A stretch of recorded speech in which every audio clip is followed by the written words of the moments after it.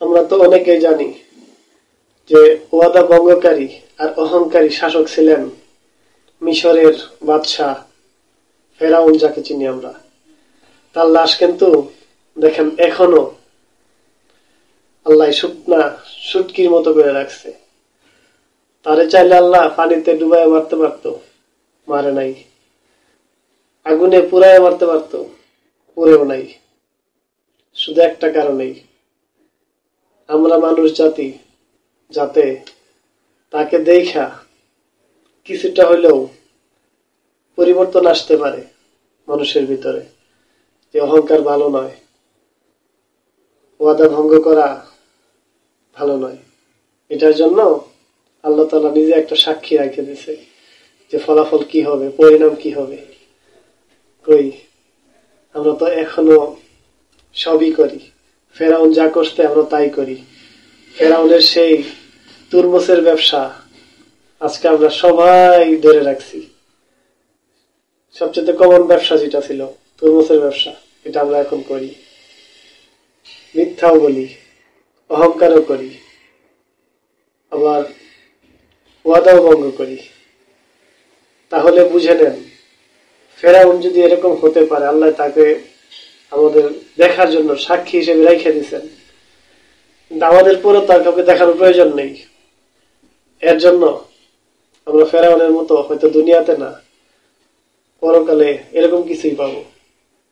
কারণ আমাদের ভিতরে তো ফেরাউনের যা সবই আছে আমাদের ভিতরে। কি নাই বলেন?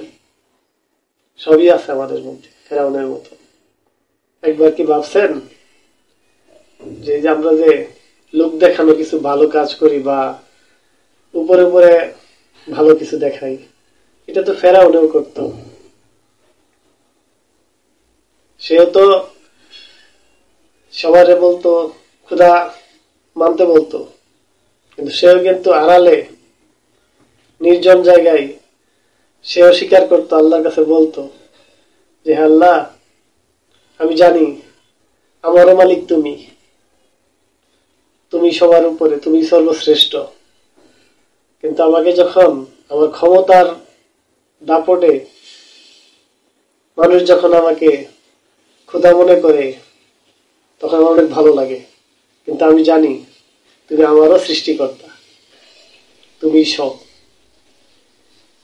তাহলে মনে করেন ফেরাউনের ভিতরেও কিছুটা ইমান ছিল, যার কারণে সে মানতো যে আল্লাহ আমার উপরে, সৃষ্টি করতে আল্লাহ আমাকে। কিন্তু সে লোক দেখানো বা তার ভালো লাগতো তার রাজ্যের মানুষ যখন তাকে ক্ষুধা মনে করতো। আমরা কি তার ব্যতিক্রম? আমরাও কিন্তু অন্যায় হোক, যেভাবে হোক, টাকাওয়ালা হই, হওয়ার পরে মানুষের অনেক সম্মান পাই, কিন্তু এটা লোক দেখানো সম্মান পাই।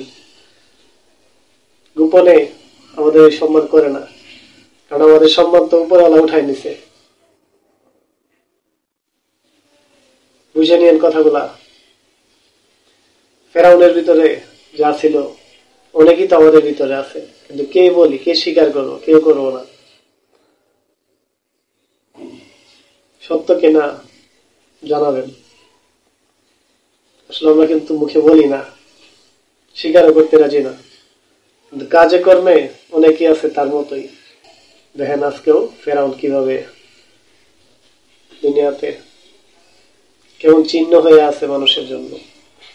এটা আল্লাহ তাআলা রাখছে তাকে। Thanks for watching.